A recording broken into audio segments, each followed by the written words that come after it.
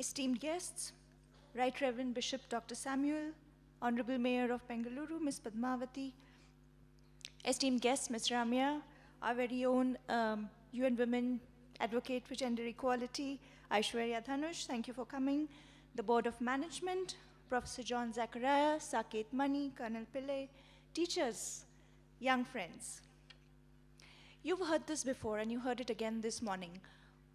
1 in 3 women worldwide will suffer physical or sexual violence in her lifetime, usually from a male partner. Just give it a think, let it seep in. 1 in 3 women worldwide will face this sort of violence. Here's another fact for you to think about. 30% of men worldwide believe that it is acceptable for a husband to beat his wife. 30% of men believe that it is acceptable for a husband to beat his wife. Think about how entrenched violence against women is. I'm sure most of us in this room do not believe what I just said, do not believe it themselves. But think about, and if I may, the abusive language that is commonly used, and I know we know what language there is, expletives, the bad words that your parents and your teachers have always warned you about. How much of it relates to the treatment of women, usually in a violent or aggressive manner? Think about it. Some of the worst expressions of our sentiments, the expression of some of our worst sentiments, right? Even if they don't relate to women, refer to some kind of aggression against women. So just give it a think. Think about what you say, how you express anger, and how somehow it just happens to relate to violence against women. Violence against women, or the notion of it, is everywhere. On TV, in movies, in song lyrics, in advertisements, in online and video games. Together, I think, with entrenched social attitudes and the conditioning we are brought up with, this becomes a very hard notion to shake off. You see it everywhere, you hear about it, and somehow you start accepting it as a given. At some level, I think we stop questioning it, or we stop thinking enough about it. And I think that is why all of you here, girls and boys, men and women, that is why here in this room, you are all pioneers. By being he for she, you are all feminists. We are all feminists. We have to be. There is a long line of men, and I would encourage you to go back to history and read, who even in the past have proudly asserted their feminist credentials. They are the ones who say to women, you have the right to access the full range of opportunities that men enjoy. They are not the ones who allow their wives to work and thrive in their careers. They are the ones who say, we are equals in this partnership, and I will share everything that relates to this partnership, considering it my own responsibility, whether it is housework, caring for children, caring for the elderly, caring for sick family members. Think about it. When a child falls ill, and if the mother and father are both working, who takes the day off and stays with the sick child? Who goes to the school to pick up the child? I want to now come to what he for she is not about. It is not always about protecting women, not always. It is not about curfews and restrictions for women. To stay safe, well, just don't go out. To stay safe and to prevent people from making the wrong judgment, don't wear that. Or don't behave in this manner. Don't smile in this way. That's not what protection and standing in solidarity is about. It is not about saving women. He for she is about standing in solidarity with women, not standing in front of them, claiming to speak on their behalf, or forming barriers that hold them back, supposedly for their own safety. Yes, it is about respecting women, as many of the banners I saw outside said. It is about looking around, walking in her shoes, imagining how a space that seems so normal and ordinary for a boy or a man to be in might be so different for women. Let me give you some examples. Who hasn't been on a long car road trip, with family, with men and women, girls and boys included, a picnic or whatever? When someone needs to answer the call of nature, what happens? How easy is it for a man or a boy to jump out and do what they have to do?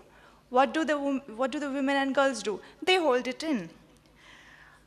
Let me give you another example of what it is like being in a city. And this actually relates directly some of the work that UN Women does on safe cities.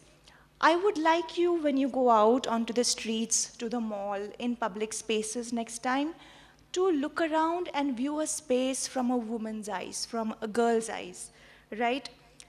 How safe is this space for a woman? A bus stop, a market, a crowded area, even a music festival, the metro, the train.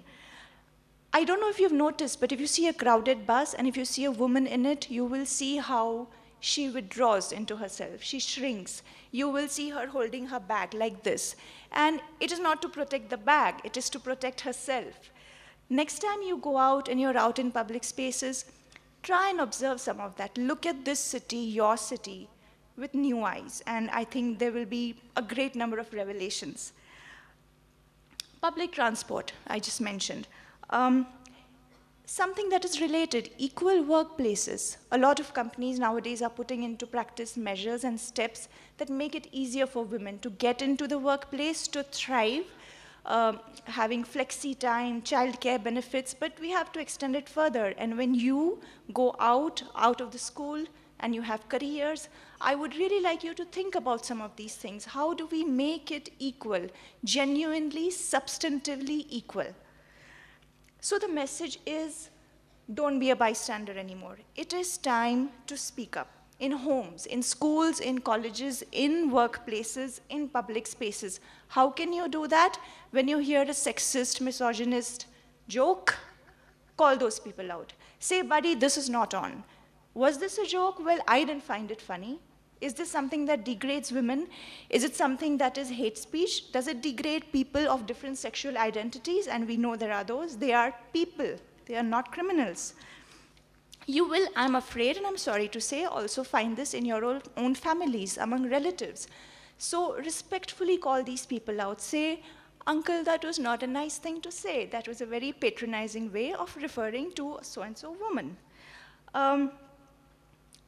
People who use derogatory language to refer to women, to refer to lesbian, gay, and transgender people. Stop them. Threatening violence online, on Facebook, on Twitter, anonymously targeting girls and women, not on. Leering at a girl, or how sometimes it's referred to as appreciating, there's a difference. The girl or woman who's being targeted clearly knows there's a difference. There is a fine line. But there is a line, and I think everyone knows where to draw that line. So you have a friend or a brother or someone else doing that, call them out. Tell them this is not on. Tell them to get a life.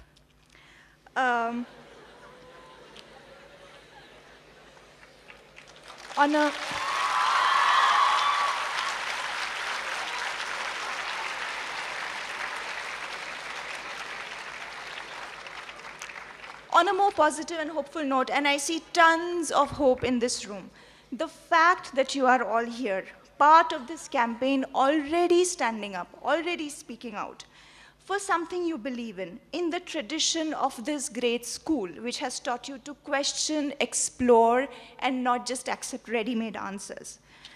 This gives us hope. This gives us the courage, the determination, and hope, the motivation to go forward. We have young ambassadors here like Saket Mani, you may have met him. You are the young people that we rely on, and I know that you will take this message forward.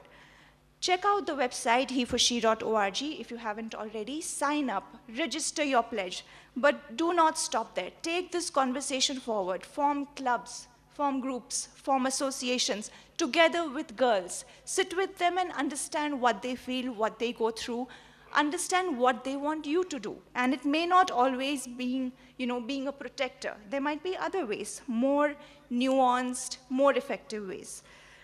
Talk about it. Don't stop the conversation here. Do not make this a one-off campaign. And I'm positive and I'm confident that you will not. You are all he for she. Now go out and make sure more men and boys join the cause. Thank you.